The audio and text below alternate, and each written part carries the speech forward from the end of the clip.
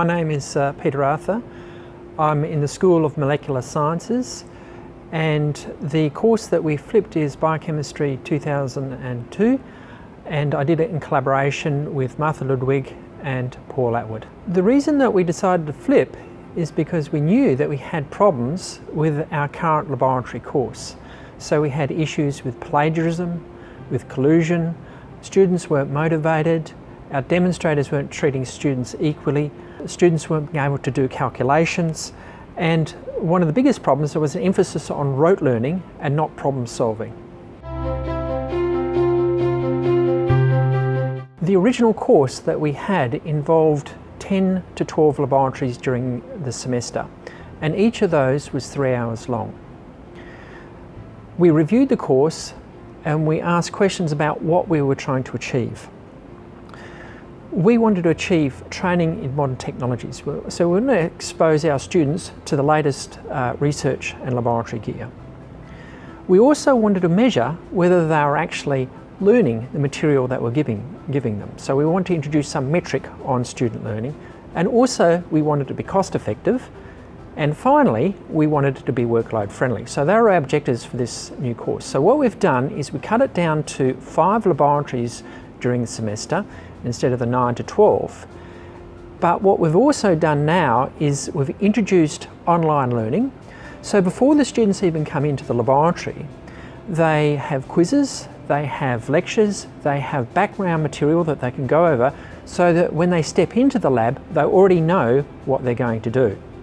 And that's really made a big difference in terms of student preparation. The laboratories themselves have been changed so that now they're much more focused about problem solving. So in each of the labs, things don't quite work how they're supposed to, and the students need to work out how to deal with those problems. And they answer those questions on a results sheet. And then finally, what they do is the next week, they come in and they go to a seminar, and this is presented by student presenters, so they get practice in communication skills. And at the end of that, they have a quiz to find out whether they've really understood the material that they've been working with over the course of 3 weeks. Now, we call this the prepare, do, review model, and it's really based on a workshop type model. So before you come in, you prepare, you learn about the material that you're going to be working with, you come in, you apply that knowledge in the laboratory, and then finally you review it. Did you understand it? Were there things there that you didn't really understand that you need a bit more explanation on it? Can you explain the results that you have? So prepare, do, review, and it's been very effective for us. So we're very excited about this. So this prepare, do, review model, we've spread it to a few other units. We've also got a publication on it as well. And as part of that publication process, we interviewed the students, and we also did some focus groups with the students as well to find out whether we were in fact engaging with them. And we got a very positive response. So we asked them a series of questions about the format and content of the course, and how effectively it assisted them in their learning. Now, we could do this because we have 2 semesters of labs. So the first semester, the students did the old style course. The second semester, they did a new style course, so they could directly compare the 2 of them. And 87% of the students were very positive about the format and the content of the course, and that it was in fact assisting their learning.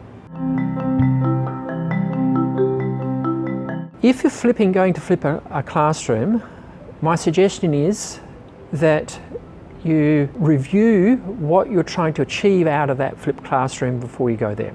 Work out what your objectives are going to be. Also, you need to allow enough time to flip. Flipping a classroom is not easy. It takes time and it takes effort. So you need to allow yourself enough lead time to come up with a different result. I think if you're going to flip a classroom, do it as a group. Don't try and do it by yourself. Find some colleagues who are interested, because it's that interchange of ideas between different people that give you, firstly, the confidence to flip the classroom, but it's also more powerful because you're not just trying to do it on your own. So find some colleagues to work with.